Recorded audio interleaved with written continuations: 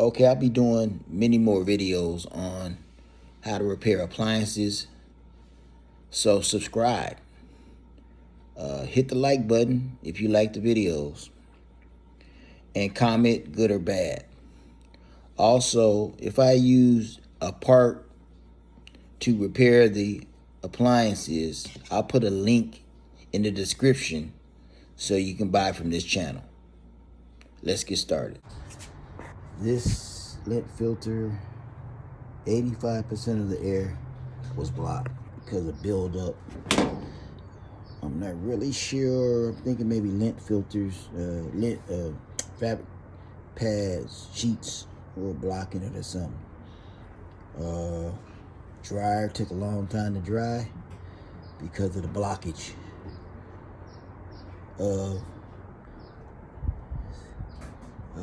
what's on the, I guess the net or whatever the material is. So it blocked all the air going through. I had a low airflow going through the dryer. And that's what a bad lint filter looks like. And here's a new one. So I guess this one's supposed to look like that one. But you can see the brand new and airflow going through there. You get a good airflow going through your dryer. So when you have a low airflow, or a lot of times the dryer taking a long time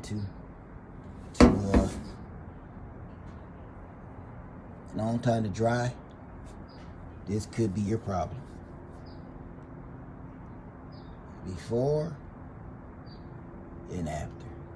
So air will flow through that really good. This one will take a long time, and if you take out the back duct and put your hand back there, you see that you got a really low flow. Okay, I'll be doing many more how-to step-by-step videos on how to repair appliances.